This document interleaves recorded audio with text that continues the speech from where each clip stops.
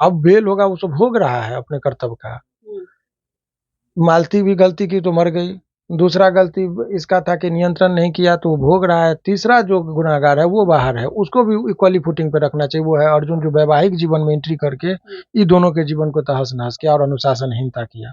ऐसी परिस्थिति में जो है वो उन लोगों को आजीवन कारावास, यहाँ तक कि डेथ पेनल्टी भी है। तो डेथ पेनल्टी बहुत रेयरली होता है, तो ऐसे में आजीवन कारावास तक का प्रावधान है। लेकिन ये साबित होने पर उस पर लगाम कैसे लगे, वो समाज में आपको जो कहते हैं ना, प्योर और घोर कलयुग का जो प्रवेश कहता है, वो अब देखने को मिल गया है। यूट्यूबर मालती चौहान ने बीते दिनों देखा होगा कि आत्महत्या कर ली पंखे से लटककर, और जब वो आत्महत्या की, उसने आत्महत्या करने से पहले एक वीडियो जारी किया था जिसमें उसने साफ तौर पे कहा था कि अगर मुझे कुछ हो जाता है तो इसका पूरा जिम्मेवार मेरे पति यानी कि विष्णु राज होंगे। चलिए इसी पर बात करने के लिए हमारे साथ आज हाईकोर्ट के वकील शिवनंदन भारती सर है, और ये हमेशा सामाजिक मुद्दों पर बात करते हैं, क्या सही है क्या सेक्शन लगेगा, हर एक चीज का ये जो है सही टिप्पणी करते हैं। तो चलिए इन्हीं से बात करते हैं कि जो मालती चौहान ने विष्णु राज पर आरोप लगाया है, क्या विष्णु राज को सजा मिलेगी या फिर क्या कुछ होगा। चलिए आगे की प्रक्रिया इन्हीं से जानते हैं। सबसे पहले सर बहुत बहुत स्वागत है आपका हमारे चैनल में। बहुत बहुत शुक्रिया आपका भी।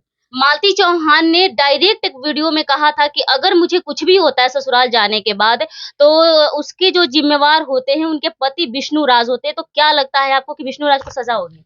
विष्णु राज को जितना, देखिए इस मौत के लिए तो जो मर्डर केस जो चल रहा है उसके लिए तो नहीं जिम्मेदार ठहराया जा सकता है। लेकिन ये बात आपको जरूर है कि पति होने के नाते उसका कर्तव्य था। आज उसको यदि भोगना पड़ रहा है, मान लीजिए जेल या कस्टडी या पुलिस की यातना, तो कुछ हद तक उसकी जिम्मेदारी ये थी कि भाई अपने पत्नी से आज जब आप नचवाइएगा, गवाइएगा, अश्लील वीडियो बना के अपलोड कराइएगा, तो पति का धर्म तो ये नहीं है। जी। तो वो वहां पर वो धर्म का पालन नहीं किया। लेकिन जहाँ तक उसकी पत्नी मालती का सवाल है, तो मालती ने भी अपने धर्म का पालन नहीं किया। एक पति के रहते हुए, बच्चे के रहते हुए दूसरे गैर मर्द के साथ वो जिसको राखी बांधी उसी के साथ वो कह के हम प्रेम करते हैं, तो वो भी मर्यादापूर्ण बातें नहीं थी। लेकिन इस पूरे फैक्टर को जब आप देखेंगे तो लगेगा कि ये जो लड़का है अर्जुन, जो वैवाहिक जीवन में रहते हुए दोनों के जीवन को तहस नहस किया, तो असली गुनहगार तो वो है, उसके खिलाफ सजा होना चाहिए। सर मेरा एक सवाल ये रहेगा, आप वकील है, चूंकि क्या एक्स्ट्रा मैरिटल अफेयर को कानून जो होता है वो एग्री करता है कि एक्स्ट्रा मैरिटल अफेयर आप रख सकते हैं? बहुत अच्छा बात और बहुत ही जेन्युइन बात आपने पूछा। कानूनी दृष्टिकोण और सामाजिक दृष्टिकोण अलग अलग चीज है।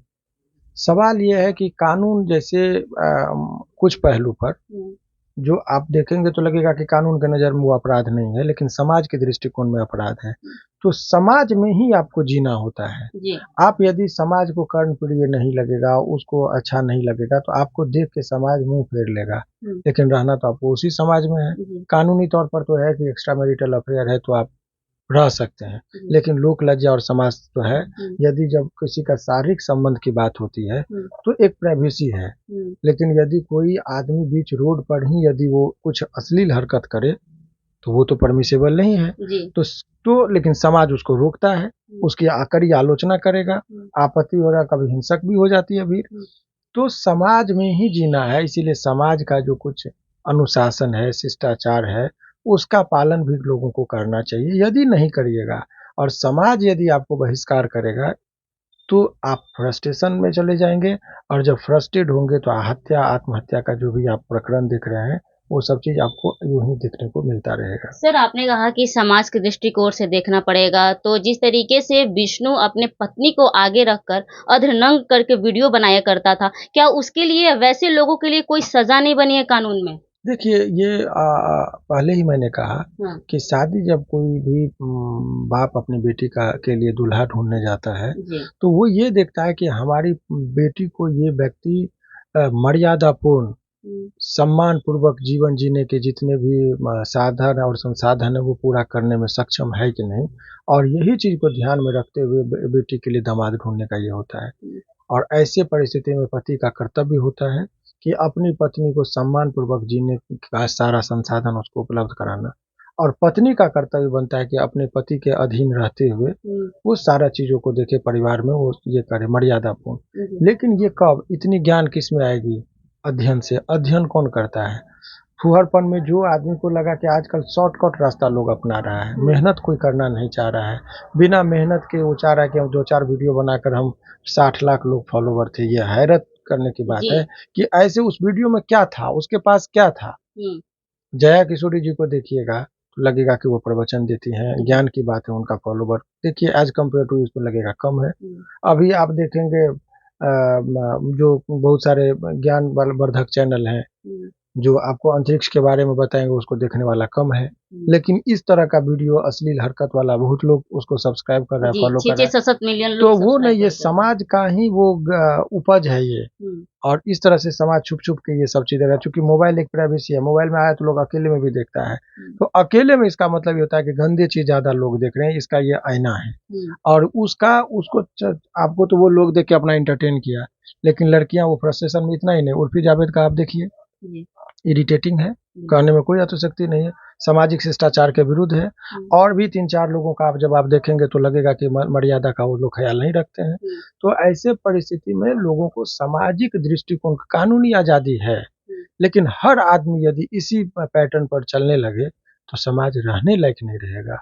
और इसीलिए आज के इस परिप्रेक्ष्य में जब आप देखेंगे तो यूट्यूब और फेसबुक जो है उस पर लगाम कैसे लगे, वो समाज में आप जो कहते हैं ना प्योर और घोर कलयुग का जो प्रवेश कहता है वो अब देखने को मिल गया है।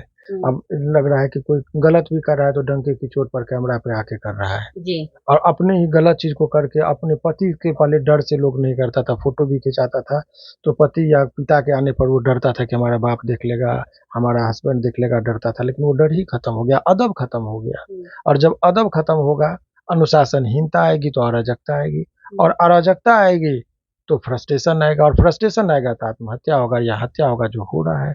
अभी तो सिलसिला शुरू हुआ है, अब आने वाले दिनों में देखिएगा समाज रहने लायक नहीं रहेगा, क्योंकि समाज का जो दबाव था वो खत्म होते जा रहा है, समाज की जो भूमिका थी वो खत्म होती जा रही है। ऐसे परिस्थिति में आप देखेंगे तो आपको लगेगा कि समाज जो है सो पूरी तरीके से अपना अंकुश जो था वो खत्म हो रहा। पहले पूरे गांव की एक लड़की यदि कोई होती थी तो गांव का कोई लड़का देखता था तो वो कहते थे कि हमारे गांव का है, उसको डांटता था कि बेटा ऐसे नहीं करो। लेकिन अब यदि चाचा है तो अपनी भतीजी को नहीं कह सकता है। ये परिवार का भी दबाव, समाज का दबाव जब खत्म हो गया तो अराजकता की स्थिति आई। और इसके ये लोग जो है सो ये मालती और अन्य 2-4 आपको यूट्यूब पर मिलेंगे कि लोग इसको बढ़ावा दे रहे थे। तो जब गलत करेंगे तो प्रकृति नियंत्रण करता है, और प्रकृति ने अपने न्याय करता है, मन में कुबुद्धि दिया तो सुसाइड कर ली। सर चूंकि देखे होंगे कि मालती चौहान और विष्णु राज का पूरा वीडियो, पूरा लाइव का देखिएगा तो यूट्यूब पे पड़ा हुआ है कि क्या विवाद चल रहा था, कहाँ से शुरू हुआ, क्या कुछ नहीं, वो हर छोटी छोटी बातें यूट्यूब पे पड़ी हुई है। और हर वीडियो में मालती चौहान ने कहा था कि अगर मुझे कुछ हो जाता है तो इसका जिम्मेदार सिर्फ और सिर्फ विष्णु राज होंगे, तो विष्णु राज को सजा मिलेगा ही नहीं, वो ऐसे ही बेबाक घूमते रहेंगे। विष्णु राज के का जो वही मैं कह रहा हूँ कि सजा का तो क्योंकि वो मेंटली टॉर्चर हो रही थी, वो बता भी रही थी। आपको जानकारी नहीं है इसका मतलब। विष्णु राज अभी कस्टडी में है, अब बेल होगा, वो तो भोग रहा है अपने कर्तव्य का। मालती भी गलती की तो मर गई, दूसरा गलती इसका था कि नियंत्रण नहीं किया तो वो भोग रहा है, तीसरा जो गुनाहगार है वो बाहर है, उसको भी इक्वली फुटिंग पे रखना चाहिए। वो है अर्जुन, जो वैवाहिक जीवन में एंट्री करके ये दोनों के जीवन को तहस नहस किया और अनुशासनहीनता किया। तो ये जो है सब देखिए आगे इसमें क्या होता है। तो विष्णु को जेल होगी, और आगे कितने सालों के लिए ऐसा लग रहा है कि नहीं, कानूनी प्रावधान 304B में जो है IPC में, उसमें आजीवन कारावास तक का प्रावधान है। तो ऐसी परिस्थिति में जो है उन लोगों को आजीवन कारावास, यहाँ तक कि डेथ पेनल्टी भी है। तो डेथ पेनल्टी बहुत रेयरली होता है, तो ऐसे में आजीवन कारावास तक का प्रावधान है। लेकिन ये साबित होने पर, लेकिन तत्काल अभी वो कस्टडी में है बेल में। देखिए एक आखिरी सवाल ये रहेगा सर, मालती के पिता ने जो है आरोप लगाया है विष्णु राज पर कि दहेज के लिए प्रताड़ित मालती चौहान को किया जा रहा था। ये भी एक गलत चीज है। दहेज के केस करने से पहले क्या उनको दहेज मांगा गया था? तो उससे पहले कभी उन्होंने मरने से पहले कहीं केस किया, कहीं कोई ऑब्जेक्शन रेज किया? तो कहीं नहीं किया। तो आपके महन कह देने से मात्र नहीं होगा, आपको दिखाना होगा कि दहेज के लिए, मरने से पहले दहेज के लिए उसको प्रताड़ित किया गया, ये साबित करना पड़ेगा। तो कहीं तो केस नहीं किया, कहीं शिकायत नहीं किया, कहीं पंचायती नहीं की, तो मरने के बाद बहुत सारे लोग, ऐसी बेटी मर जाएगी। देखिए, आपको कहने में मुझे महिलाओं के प्रति बहुत सम्मान है, लेकिन कुछ महिलाओं के गलत हरकत की वजह से जो जेन्युइन तरीके से जो महिलाएं के साथ समस्या आ रहा है, उसके भी बगल में सिंपैथी से खड़ा होने वाला कोई मर्द नहीं मिलेगा। क्योंकि कहीं पहले पत्नियां को प्रताड़ित किया जा रहा है, लेकिन अब इसमें कहने में कोई अतिशयोक्ति नहीं है कि अब बहुत जगह पत्नियां का भी जो हरकत है वो कहीं-कहीं, ज़्यादा तो नहीं लेकिन कहीं-कहीं है जो पति या परिवार और ससुराल वाले को परेशान कर रहा है। मनगढ़ंत बातें करके। बहुत लोग अभी जेल में रोते हैं, चीखते हैं, जिसका कोई दोष नहीं। लड़का है दिल्ली में, यहाँ किसी से मिलने गई, वो नहीं मिला, प्रेम करती रही, छुप-छुप के किसी लड़का से बात की, उस लड़का के शादी की और यहाँ फांसी लगा के मर गई। और पति है दिल्ली में और वो जो है सो आजीवन कारावास काट रहा है। क्या क्या कहते हुए कि पति ने उसको मार दिया। तो गलत आरोप लगाने वाले लोग के लिए कोई कानून नहीं है? सजा होते-होते वो तो साबित होते-होते 10 साल 15 साल लगता है। तत्काल तो ये जेल भोग गया, उसके जीवन का वो पल तो नहीं लौट के आ सकता है। जी। इसीलिए अब क्या करिएगा, समाज में इस तरह की बातें हो रही हैं। अब कानूनी दृष्टिकोण जो करे, प्रकृति भी सजा देती है और प्रकृति यदि वो की है तो अब प्रकृति पर प्रश्न उठाने का किसी को कोई हक नहीं है। अभी सारे प्रकरण को आप लोगों ने सुना कि क्या कुछ हुआ था, और आप ही लोग कमेंट में प्रतिक्रिया अपना दीजिएगा कि जो भी मालती चौहान के साथ हुआ, क्या सही हुआ या फिर गलत हुआ? प्रतिक्रिया जरूर दीजिएगा कमेंट बॉक्स में। मैं हूं आपके साथ दिव्या वर्मा। जय हिंद, जय बिहार। धन्यवाद।